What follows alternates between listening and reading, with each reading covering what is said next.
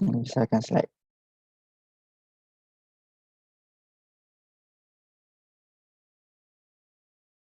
Slide dah besar. Dah full screen eh? Belum lagi. Belum Kau lagi pergi kat Okey. lucu bawah. Okey. Okey. Alright.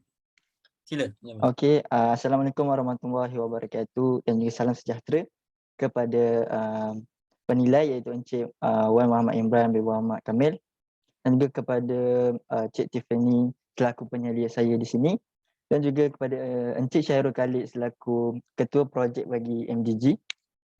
Pada hari ini saya akan berkongsi sedikit mengenai pembentangan latihan industri saya selama 6 bulan di Top Glove F31. Ini ialah sedikit kandungan bagi perkongsian pada hari ini, iaitu terdapat 4 bahagian. Yang pertama ialah pengenalan, yang kedua ialah skop tugas, yang ketiga ialah projek yang dijalankan dan juga yang terakhir ialah kesimpulan.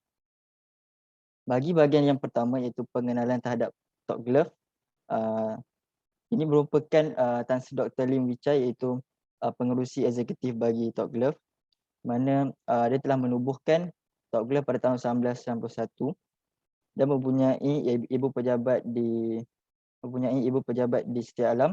Kini Top Glove merupakan pengeluar sarung tangan getah yang terbesar di dunia. Ia bermula dengan pada tahun 1991 dengan satu barisan pengeluaran dan juga sebuah kilang di kawasan perumahan Tan Sri. Sekarang dia telah beroperasi di Malaysia, Thailand, Vietnam dan juga China dan juga terdapat marketing office di USA. Top Glove juga telah mengeksport kepada 2,000 pelanggan daripada 195 negara dan mempunyai 50 kilang, 812 barisan pengeluaran dan telah mengeksport 100 bilion sarung tangan pada setiap tahun. Top Glove mempunyai 11 pusat penyelidikan dan pembangunan iaitu R&D Center. Termasuk sekarang ini saya berada di R&D Center 4 yang merupakan pusat penyelidikan yang keempat bagi Top Glove dan mempunyai seramai 1,400 orang penyelidik. Seterusnya ialah visi dan juga misi bagi Top Glove. Visi iaitu menjadi rakan kongsi bertaraf dunia bagi produk sarung tangan dan penjagaan kesihatan. Dan kalau misi bagi Top Glove pula ialah untuk memastikan perlindungan manusia yang selamat secara global.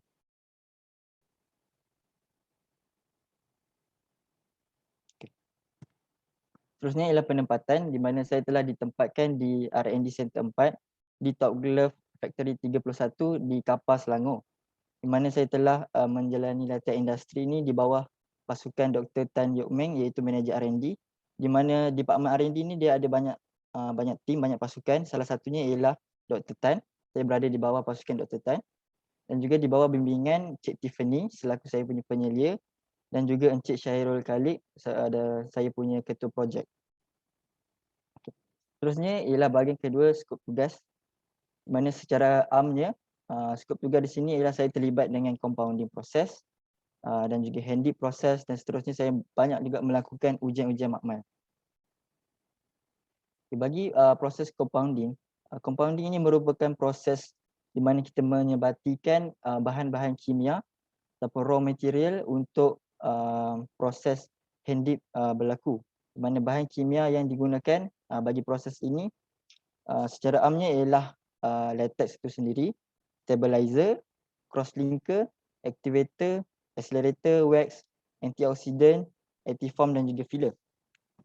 Saya akan menerangkan fungsi bagi setiap bahan kimia ini. Latex merupakan bahan utama dan stabilizer adalah untuk menstabilkan latex daripada supaya bahan kimia dan juga latex itu tidak terseparate each other.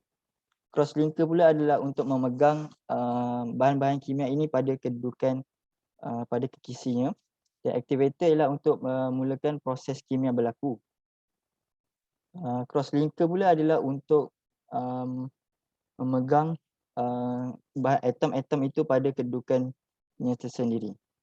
Dan yang antioksidan ialah untuk menghalang perubahan warna berlaku apabila proses pengeringan dijalankan.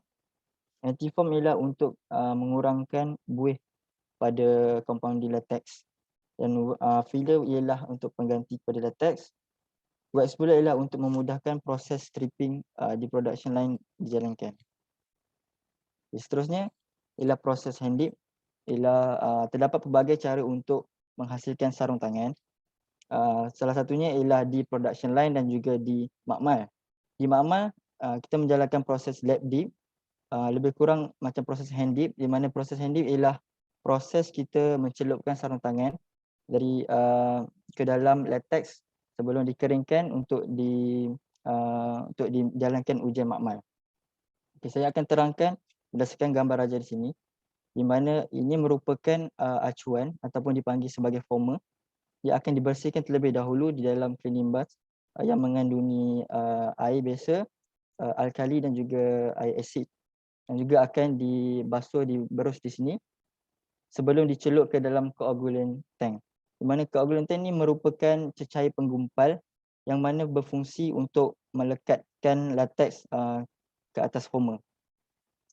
Seterusnya, apabila selepas coagulant bus dicelup, sarung tangan akan dikeluarkan, akan ditanggalkan daripada acuan sebelum dicelup ke dalam tangki latex.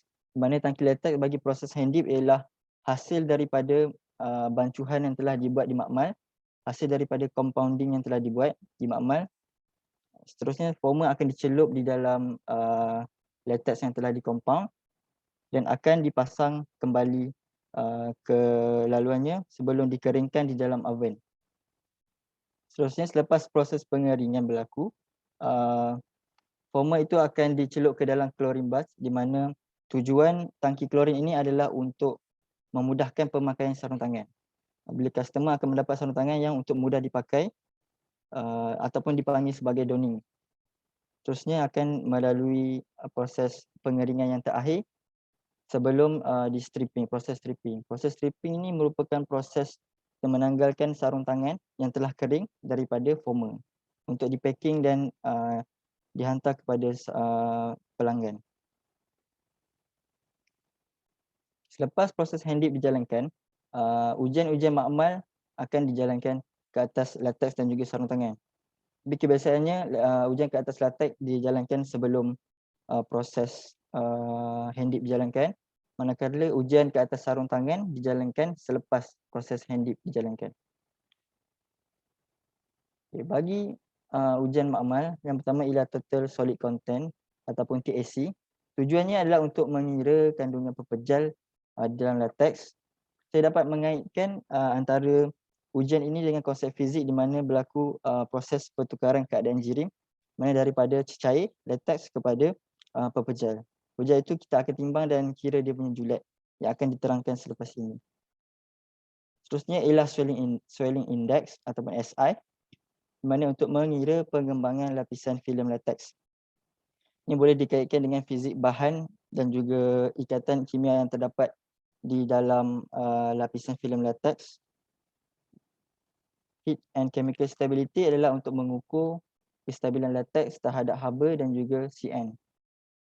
Ini boleh dikaitkan dengan konsep fizik di mana bagi heat stability kita dapat lihat dari segi sifat terma bagi cecair latex itu sendiri, dan juga chemical stability ialah kestabilan bagi bahan kimia itu sendiri terhadap ketahanan terhadap CN. Terusnya ialah ujian tensile testing, bertujuan untuk kita mengukur kekuatan tegangan, pemanjangan dan juga daya ketika putus ataupun FAB. Konsep fizik yang dapat dikaitkan ialah sifat mekanikal bahan itu sendiri, iaitu tarikan, tegangan dan juga tegangan. Seterusnya ialah ujian colorimeter, di mana bertujuan untuk mengukur warna sarung tangan. Terdapat dua konsep fizik yang dapat saya kaitkan, iaitu sifat optik bagi bahan untuk melihat dia punya warna dan juga panjang gelombang, dan juga vektor ialah dari segi formulation yang digunakan untuk mengira delta E. Seterusnya ialah coefficient of friction, iaitu untuk mengukur perkali geseran bagi sarung tangan, boleh dikaitkan dengan sifat mekanikal bahan, iaitu kita dapat mengkaji daya dan juga perkali geseran. Saya akan menerangkan dengan lebih terperinci mengenai TAC yang bertujuan untuk mengira kandungan pepejal dan latex, di mana mengambil kira peratus TAC. Jika peratus TAC adalah lebih tinggi, maka tempoh pencelupan sewaktu hand dip perlulah dikurangkan, kerana ia akan dapat menstabilkan berat sarung tangan yang kita mahukan. Kita boleh adjust berat sarung tangan itu mengikut TSC yang kita dapat. Seterusnya ialah swelling index SI untuk mengira pengembangan lapisan filem latex. Kalau kita lihat gambar raja di sebelah kanan bawah ini menunjukkan lapisan filem latex yang telah dikeringkan. Dan seterusnya lapisan filem ini dia akan direndam di dalam toluene dan melihat pengembangannya di antara julat dia di antara 84% sehingga 100%. Nilai SI ni dia tak boleh terlampau tinggi dan juga tak boleh terlampau rendah, dan juga dia bergantung kepada production line itu sendiri, bergantung kepada kilang itu sendiri. Kalau dia terlampau tinggi, dia akan memberikan masalah dari sewaktu proses stripping di kilang. Seterusnya ialah heat stability, mana untuk mengukur kestabilan bagi latex terhadap haba. Di mana latex tu dia akan dimasukkan di dalam ketuhar selama 30 minit pada suhu 60 darjah Celsius. Hal ini penting bagi ketahanan latex sewaktu di barisan pengeluaran, sewaktu di kilang bermain dengan suhu yang tinggi di kilang. So dia memerlukan ketahanan terhadap haba yang tinggi. Dia perlulah melepasi julat di bawah 3%. Bagi chemical stability pula, dia ialah untuk mengukur kestabilan bagi latex terhadap larutan CN. Biasanya larutan CN ini dalam production line dia berada di dalam tangki koagulen ataupun tangki penggumpal, di mana dia kita akan mengukur kestabilan bagi latex terhadap larutan CN dan juga bahan kimia lain di dalam production line. Tujuan dia adalah untuk melihat sekiranya berlaku gumpalan akibat daripada tindak balas daripada larutan CN. Gumpalan ataupun yang dipanggil sebagai LAM akan berlaku sekiranya jika ujian chemical stability kita mendapati bahawa dia lebih daripada 1%, maka kemungkinan besar akan berlaku gumpalan. Seterusnya ialah tensile testing, di mana ia merupakan ujian mekanikal di mana daya tegangan dikenakan di kedua-dua hujung sampel. Jika lihat di gambar rajah di sebelah kanan, tegangan dia akan ditarik daripada atas dan juga ke bawah untuk mengukur dia punya tensile strength dan juga elongation. Tensile strength dan juga elongation adalah untuk standard ASTM dan juga EN. Terdapat dua jenis standard, iaitu standard ASTM dan juga EN, di mana standard EN ini adalah lebih tinggi berbanding standard ASTM. Dan juga kebiasaannya ujian tensile testing ini dibuat sebelum proses aging, iaitu before aging, dan juga selepas proses aging. Di mana proses aging ini merupakan proses membiarkan sarung tangan di dalam ketuhar pada suhu tertentu dan juga pada masa yang tertentu, biasanya selama 22 jam. Ini merupakan formula untuk kekuatan tensile, iaitu daya dibahagikan dengan luas permukaan sarung tangan. Dan juga pemanjangan pula ialah pemanjangan tolak dengan panjang asal dibahagikan dengan panjang asal diterapkan dengan 100%. Seterusnya ialah untuk mengukur force at break, iaitu FMB, ataupun panggil sebagai daya ketika putus, iaitu stres maksimum yang mampu ditampung sebelum sampel putus. Bagi FMB ini, kebiasaannya kita akan lihat untuk standard EN, di mana dia perlu melepasi 6 Newton bagi sebelum dan juga selepas proses aging. Bagi ASTM pula, dia perlu melepasi 18 megapascal bagi before aging dan juga 14 megapascal bagi after aging bagi NR. Jadi bagi NBR pula, kedua-duanya perlu melepasi 14 megapascal bagi before dan juga after aging. Seterusnya ialah bagi kalorimeter. Tujuannya ialah untuk mengukur warna bagi sarung tangan, di mana dia mempunyai paksi L, A dan juga B bagi menentukan warna sampel. Bacaan biasanya dia akan diambil sebelum dan juga selepas proses aging dijalankan. Kalau kita lihat graf dekat bawah ni, dia menunjukkan paksi, di mana paksi Y yang menunjukkan kepada L, iaitu kecerahan. Paksi A pula merujuk kepada warna merah dan juga hijau. Paksi B ialah warna kuning dan juga biru. Yang ini mewakili, kalau dikaitkan dengan konsep fizik, ialah mewakili panjang gelombang. Setiap warna mempunyai panjang gelombang yang berbeza-beza. So tujuan dia, kita akan ambil nilai delta E, di mana di sini konsep vektor digunakan, di mana kita akan menggunakan formula daripada formula vektor, dan nilai di sini mestilah kurang daripada 1.5%, barulah sampel itu dikira melepasi standard yang ditetapkan. Seterusnya ialah coefficient of friction ataupun COF, di mana daya geseran ialah daya yang dikenakan oleh permukaan sarung tangan apabila terdapat objek bergerak di atasnya. Ujian ini dibuat terhadap bahagian dalam sarung tangan. Ujian ini penting untuk mengambil kira proses pemakaian sarung tangan oleh customer ataupun donning, di mana kita untuk melihat perkali geseran. Di sini kita dapat mengaplikasikan konsep fizik di mana konsep daya dan juga perkali geseran digunakan menggunakan formula F equal to mu n, di mana mu ialah perkali geseran, n ialah daya normal yang dikenakan, F ialah daya geseran. Okay, bahagian yang ketiga iaitu projek yang dijalankan. Okay, sepanjang saya di sini saya terlibat dengan projek pembangunan metal detectable glove iaitu MDG di bawah ketua projek iaitu Encik Syairul Khalid. Serba sedikit mengenai MDG, di mana MDG merupakan sarung tangan nitrile yang mempunyai bahan penambah logam di dalamnya. So sarung tangan ini dia berbeza dengan sarung tangan konvensional yang biasa, dan juga ia mampu dikesan oleh mesin pengesan logam, di mana sarung tangan MDG ini menjadi satu keperluan dan juga permintaan daripada industri food and beverage pada masa ini. Seterusnya ini bagaimana kegunaan sarung tangan MDG di industri F&B. Okay, yang pertama ialah sarung tangan MDG dipakai oleh pengenali makanan, dan juga ketika proses pemotongan makanan terdapat koyakan sarung tangan ataupun biasanya hasil daripada koyakan kecil sarung tangan akan termasuk dalam bungkusan makanan dan akan melalui mesin pengesan logam. Bila dia dapat detect, mesin pengesan logam dapat mendetect bahan penambah logam di dalam sarung tangan. So dia akan consider sebagai fail. So sekiranya sarung tangan tidak, mesin pengesan logam tidak dapat detect bahan penambah logam, dia dikira sebagai pass dan boleh proceed untuk proses packing dan juga labeling untuk dihantar kepada customer.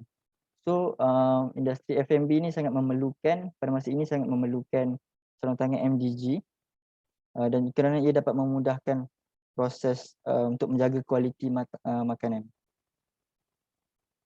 Seterusnya ialah ujian pengesanan logam, di mana tujuannya ialah untuk mengesan kehadiran bahan penambah logam yang terdapat di dalam sampel sarung tangan. Kalau kita lihat gambar rajah di sebelah kiri ini menunjukkan mesin pengesan logam. Kita akan melaluikan sampel sarung tangan di bawah laluan ini, dan juga ia akan dapat mengesan bahan penambah logam di dalam sarung tangan. Dan kita boleh adjust dia punya sensitivity terhadap sampel. Ia dilakukan untuk memastikan sampel sarung tangan yang dihasilkan melepasi standard sensitivity yang diminta oleh pelanggan. Terdapat beberapa cabaran dan juga masalah yang dihadapi sepanjang penghasilan projek MDG, di mana yang pertama ialah penukaran warna, di mana pelanggan menukar warna sarung tangan daripada warna hitam kepada warna biru, mana ia menjadi satu cabaran kerana bahan penambah logam itu sendiri sememangnya sudah berwarna hitam yang pekat. So untuk membuat menjadi warna biru, dia adalah menjadi sedikit kesukaran di situ, tapi pada masa ini tim MDG sedang berusaha untuk mendapatkan tuning yang sesuai bagi warna bagi MDG. Masalah yang kedua ialah pemendapan logam, di mana terdapat kadar pemendapan logam yang tinggi pada latex MDG, dan juga pemendapan yang tinggi ini akan menyebabkan pengesanan logam akan berkurang. Di mana kalau kita lihat di gambar rajah ini, kita lihat di bawah ini sedimentation berlaku, pemendapan berlaku. Ini menunjukkan bahan penambah logam itu termendap di lapisan bawah. Dan jika lihat di sebelah kanan ini, pemendapan kadar pemendapan kurang berlaku. Ini selepas reformation, mengkaji semula proses penghasilan bahan penambah logam. Seterusnya, bahagian yang terakhir iaitu kesimpulan. Kesimpulannya, latihan industri di Top Glove memberikan pengalaman yang sangat berharga. Banyak perkara baru yang dapat saya pelajari sepanjang tempoh latihan industri di sini. Bukan saja saya mempelajari berkenaan testing-testing baru, akan tetapi saya juga mempelajari kepentingan bekerja dalam kumpulan dan juga cara berkomunikasi dalam menyelesaikan sesuatu masalah. Saya ialah penyelia dan juga staf di sini, terutama sekali Encik Tiffany dan juga Encik Syarul Khalid memberikan tunjuk ajar dan juga layanan yang sangat baik sepanjang saya berada di sini selama 6 bulan. Saranan kepada para pelajar yang bakal menjalani latihan industri di Top Glove supaya dapat memanfaatkan tempoh 6 bulan ini dengan mempelajari pelbagai ilmu, kemahiran dan pengalaman sebanyak yang mungkin. Saranan kepada pihak Top Glove untuk memberikan akses kepada para pelajar latihan industri untuk membuat tempahan ujian-ujian makmal dengan sendiri seperti slot Tensa dan PSA, di mana sebelum ini tempahan hanya boleh dibuat oleh staf sama ada penyelia yang boleh membuatkan tempahan bagi pelajar latihan industri. Lebih baik diberikan slot itu untuk dibuat tempahan itu kepada pelajar itu sendiri, lebih memudahkan. So itu saja daripada saya pada hari ini. Sekian, terima kasih. Baik, terima kasih banyak Zamir. Jadi okeylah, tak sampai 10.30 lagi. So boleh tanya banyak soalan lah lepas ni. Kita mulakan dengan soalan yang agak umum dulu kan. Macam bidang saya sendiri adalah saya bidang angkasa lepas kan, bidang astronomi. Jadi bidang industri polimer khususnya yang berkenaan dengan sarung tangan ni agak barulah untuk saya. Jadi boleh tak Muzamil ceritakan secara ringkas industri polimer plastik ni, khususnya pembuatan sarung tangan ni, just mungkin ceritakan siapa syarikat-syarikat terbesar dalam bidang ni, pengguna terbesar untuk sarung tangan plastik ni siapa, kemudian saiz keuntungannya kan, how big is the industry. Kemudian mungkin pembekal bahan mentah, kalau latex yang diimport ataupun latex yang memang tempatan. Macam itulah. So ceritakan secara ringkas industri polimer plastik ni yang sarung tangan supaya ada konteks akhirnya pada apa yang telah dibuat ni. Okey. Bagi menjawab soalan tersebut, yang pertama iaitu syarikat-syarikat yang terbesar yang ataupun apa sebagai key company lah yang bersaing dalam bidang polimer, spesifiknya ialah bidang sarung tangan. Berdasarkan pengamatan saya lah, sebabkan kita negara Malaysia ni merupakan negara pengeluar sarung tangan, pengeluar getah yang terbesar juga, menghasilkan banyak ladang-ladang getah yang banyak. So banyak juga syarikat-syarikat besar yang terhasil di negara kita sendiri jika nak compare dengan negara luar. Okay, sebagai contohnya, Top Glove sendiri merupakan kilang pengeluar sarung tangan terbesar di dunia, dan juga terdapat kilang syarikat lain seperti Hartalega, dan juga terdapat juga di Meru ni ada Kosan yang bersaing untuk penghasilan pengeluaran sarung tangan.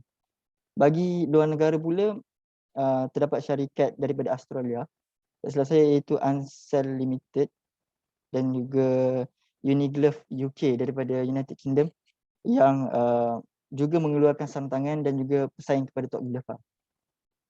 Sedikit mengenai market size bagi sarung tangan pada tahun 2022 ini mencecah 10.29 bilion USD. Itu tak silap saya ada baca. Dan juga jangkaan keuntungan pada tahun 2030 bagi pasaran sarung tangan ialah boleh mencecah sehingga 16.12 bilion USD. Itu saja daripada saya. Okey, kita pergi ke, boleh tak kau ke slide yang kau tunjukkan pembuatan proses pembuatan sarung tangan tu? Aku ada dua soalan berkenaan yang tu. Ada dua soalan. Yang pertamanya, berapa lama proses daripada awal sampai akhir tu, sebab kau tak sebut tadi. Adakah dia bagi proses hand dip ni biasa dia bergantung kepada kilang tu sendiri. Macam Top Glove dia ada banyak factory kan. Untuk Meru saja dia ada banyak factory. Tapi ini berdasarkan projek saya, sebab saya biasa buat projek dekat factory 9. Di sana biasa proses hand dip tu berlaku selama lebih kurang 1 jam. Ataupun proses daripada kita celup former, nak tunggu kepada proses kita stripping Hmm. mengambil masa dalam 40 minit macam itu. Hmm. So kiranya daripada awal yang atas tu sampai ke bawah tu sejak dalam 1 hari lah kiranya, ataupun dalam Tak, macam nak daripada atas ke bawah semua ni, hmm. dia bergantung kepada line speed lah, dia panggil sebagai line speed. Mhm. Dia boleh dan kita boleh adjust line speed ni Okey. bergantung kepada jenis apa dan juga berapa persen CN. Dia bergantung kepada parameter lah senang kata, Okey. line speed, dan kebiasaannya average lah dalam untuk satu line tu dalam 40 minit macam tu. Oh, okey. Soalan yang kedua adalah untuk proses ni, adakah dia perlukan bukan campur tangan, dia perlukan mungkin campur tangan kot, intervensi pekerja yang ramai ataupun tidak, ataupun banyak benda proses kat sini macam kita boleh automate sebenarnya. Okey. Sebenarnya bagi proses ni dia dua. Yang ni untuk sebab kita orang R&D. R&D kita melakukan proses hand dip ni ialah latex yang kami compound sendiri daripada makmal bawa ke Okey. production line. Hmm. Tapi bagi production sendiri, jika production sendiri, diorang macam line tu dia akan ada maintenance sendiri dan dia ada flow dia sendiri. So tenaga kerja yang diperlukan ialah untuk maintenance dan juga untuk kalau ada pertukaran saiz former, dia perlukan dipanggil sebagai former boy untuk tukar saiz former. Itu memerlukan manpower sikit lah. Tapi untuk proses ni dia macam auto lah semuanya. Yang perlu dipantau macam itu. Tapi bagi proses hand dip di mana kita memerlukan dipanggil sebagai workers lah di situ, pekerja yang akan spesialis untuk plug in dan juga plug out. Dia akan menanggalkan acuan kat sini untuk pas kepada kami, saya dan juga saudara Khalid dan semua untuk proses hand dip. Dan juga dia akan pasang balik sebab proses pemasangan plug in dan plug out ni dia memerlukan teknik dan kemahiran yang tinggi lah. Biasanya ada special person yang akan in charge untuk tu. Oh, okey. Dan yang lain tim kita orang akan tunggu kat depan untuk proses stripping. Oh, okey. Itulah sebab sekarang ni diorang duk bercakap tentang revolusi perindustrian keempat, automation semua ni. Jadi yalah, selain daripada untuk industri, selain daripada melakukan penyelidikan dan pembangunan untuk menghasilkan produk baru, kadang-kadang diorang juga buat penyelidikan dan pembangunan untuk menjimatkan masa, menjimatkan kos semua itulah. So sebab tu aku tanya ke arah tu, just nak tahu. Maksudnya kalau proses tu ada 10 langkah, berapa banyak langkah yang boleh dilakukan secara automatik. Dan kalau di universiti kita fikir macam tu lah, kiranya macam kalau ada 10 langkah untuk pencarian bahan ke, untuk hasilkan sampel ke, berapa banyak daripada 10 proses tu yang kita boleh buat secara automatik. And then kita boleh anggarkan lah siapa yang kita perlukan, semua itulah. Jadi aku just tanya pasal benda tu lah. Sebab biasanya industri lebih terkadapan dalam bidang ni berbanding universiti ini lah. memang proses dia automatik tapi dia perlukan pemantauan lah dari segi nak maintenance dan semuanya. Dan juga nak refill latex. Ya, jadi masih yalah, peluang pekerjaan tu masih ada lah. Masih ada. Okay. Tadi kau ada sebut pasal CN. Aku rasa ni slide yang 13, aku rasa 13 ke 14 aku rasa. CN tu apa? CN. Slide 14, sorry. Chem.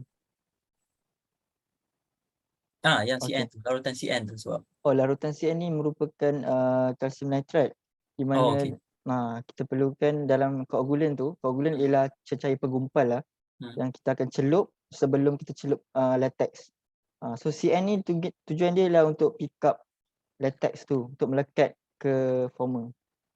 So dalam proses ni kita guna CN sebanyak, kalau dalam chemical test ni kita guna CN sebanyak 0.2% CN.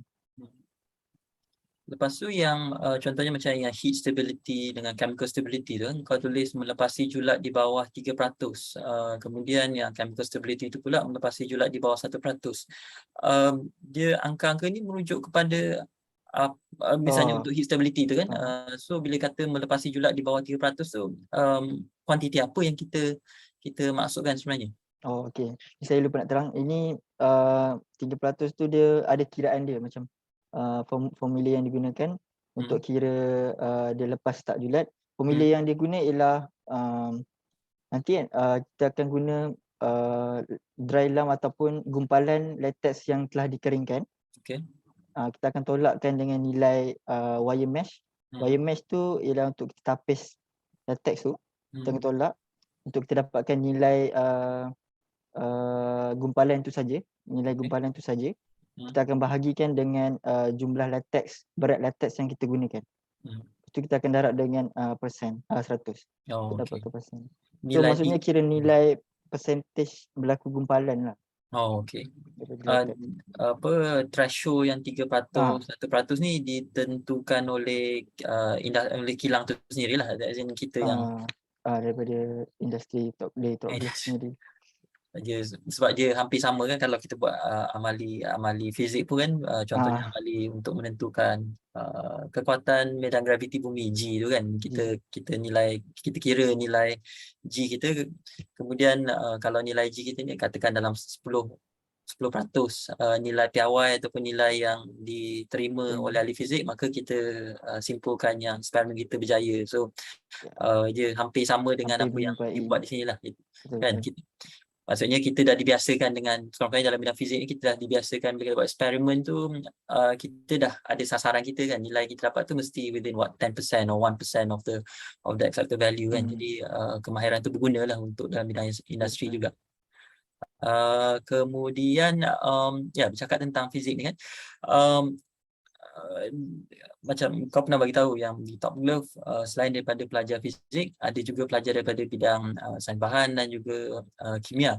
Jadi pada pandangan kau, macam mana pengetahuan dan pengalaman kau sebagai seorang pelajar fizik tu membezakan diri kau dengan pelajar daripada bidang lain lah, sains bahan dan kimia, bila kau bekerja di Top Glove? Bukan bekerja, maknanya buat industri di Top Glove. Okey, maksud saya perbezaan antara pelajar latar study fizik, kimia dan juga sains bahan lah. Ya. Apa nilai tambah yang kau rasa aku sebagai pelajar fizik aku boleh buat tapi diorang tak boleh buat? Macam tu lah.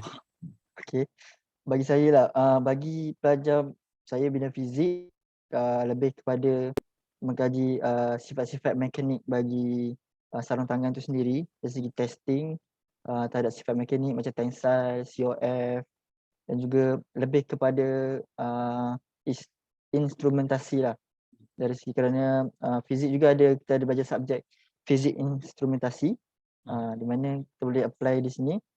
Bagi contoh, bagi kalorimeter tu tadi, yang macam kalorimeter tadi, bagi pelajar fizik, kalau pelajar biasa dia akan anggap itu sebagai kita nak cek warna saja kan, nak cek warna. Tapi kalau pelajar fizik, dia kalau dari segi warna dia boleh kaitkan dengan panjang gelombang.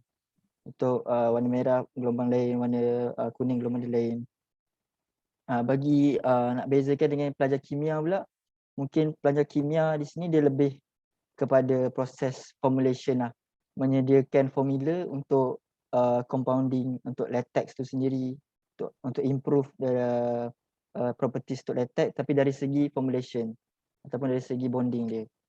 So bagi pelajar sains bahan, sebab Top Glove dia ada satu kilang F20BC dipanggil dekat Meru, yang macam khas untuk buat raw material, untuk develop bahan mentah lah, macam bahan-bahan tu kita compound tu dia develop. Okay, itulah dari segi sains bahan boleh ke arah itu untuk menghasilkan bahan-bahan raw material. Itu saja dari saya. Okay. Soalan yang ini soalan keempat, kita ada 5 soalan je sebenarnya, tapi tak agak laju. Sepanjang kau berlatih industri di sini kan, apa cabaran paling besar yang kau hadapi? Dan tu soalan yang tu bahagian pertama, pencabaran yang paling besar yang kau hadapi. Kedua, apa hala tuju ataupun perkembangan terkini dalam bidang pembuatan sarung tangan ni? Misalnya what is the next big thing lah kiranya dalam industri pembuatan sarung tangan. Okay. Bagi menjawab bahagian yang pertama tadi, apakah cabaran yang paling besar waktu industri di sini. Saya rasa sebabkan kita kat dalam Malaysia macam tadi, kita punya pesaing tu memang pesaing dari segi pengeluaran sarung tangan tu sangat-sangat ramailah dekat Malaysia ni. Tok Glove ada, Kosan ada dan banyak, dan juga Harta Lega pun pesaing yang tinggi juga. Itulah cabaran dia, ialah kita kena sentiasa buat research dan juga buat develop new product dan juga jaga kualiti. Di samping nak jaga kualiti, tapi kita kena pastikan harga sarung tangan pun kena rendah. So kita kena dapatkan panggil kat sini kita panggil cost saving lah. Setiap staff kat sini dia orang ada dia punya KPI cost saving dia orang sendiri. So untuk kita kurangkan harga sarung tangan, dan juga sekarang ni kalau kita tengok market sarung tangan pun dah macam kurang sikit sebab pasca COVID. Dulu time COVID dulu memang tinggi lah. Sekarang dah pasca COVID dah kurang. Tapi jangan risau sebab kita ada industri-industri lain, tak semestinya macam medical glove. Kita juga ada macam industri lain macam F&B ni macam projek MDG ni dia boleh go pasaran market F&B. Kan banyak agak McDonald's semua boleh try MDG glove ni. Lepas tu automotive pun kita boleh buat untuk household glove. Tok Glove ada keluarkan juga untuk household glove. Untuk sarung tangan rumah punya, cuci pinggan semua. Tapi kita tengok balik nanti kemungkinan jangka masa panjang, sebab sekarang kan tengah banyak viral pasal monkeypox. So kemungkinan mungkin tu boleh menjadi satu pandemik, bukan nak meminta tapi dia boleh jadi satu pandemik, dan mungkin di situ pasaran sarung tangan medical pun akan meningkat balik lah. Dia kesiapsiagaan lah kiranya. Kesiapsiagaan. Ya, betul.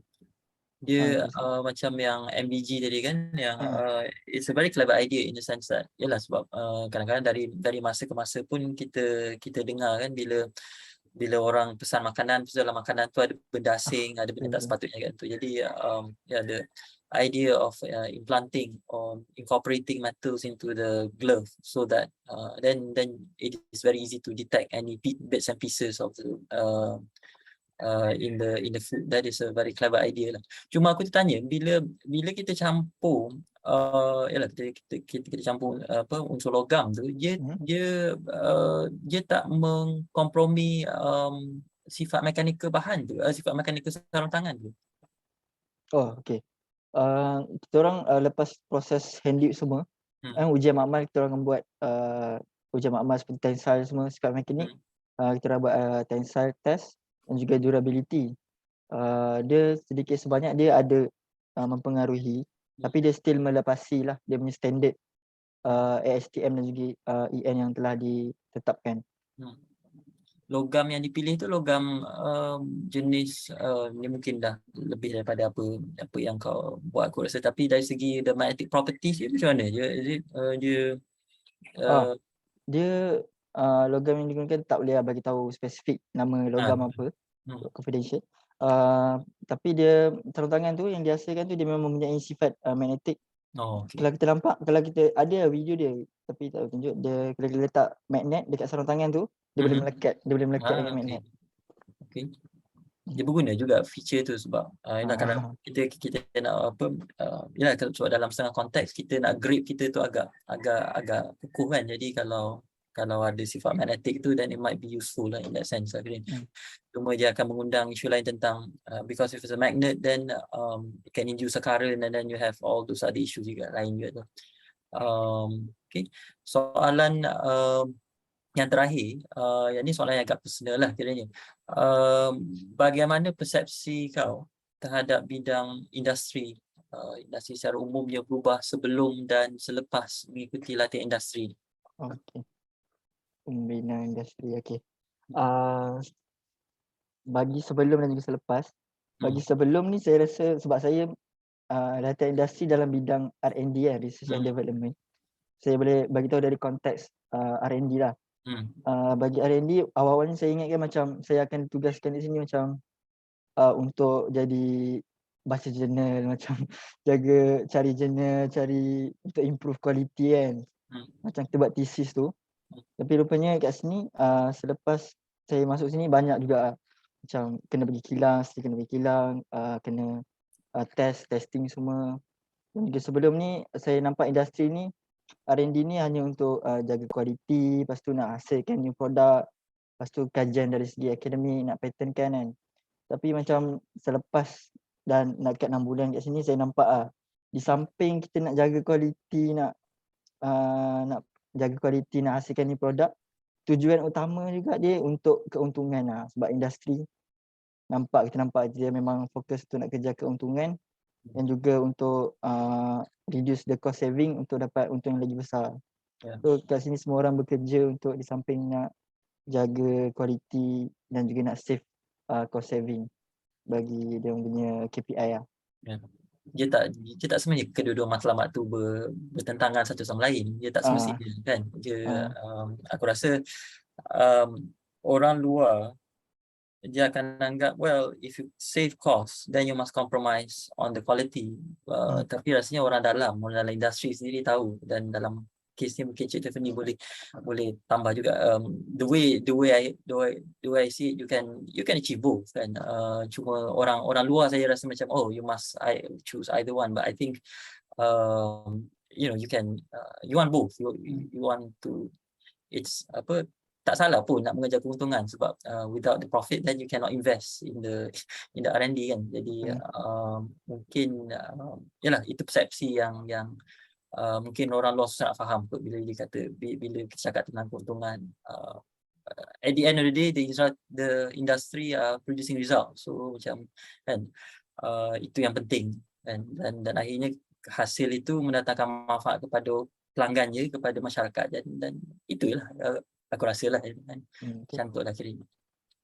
Yeah. So itulah yang mengubah persepsi kau yang berubah. Sebab dia macam industri ni lebih memang all about business, tapi dia still lah menjaga kualiti. Macam saya cakap tadi, dia walaupun kita nak murah tapi still kena kualiti yang baik lah. Yeah. Untuk bagi orang.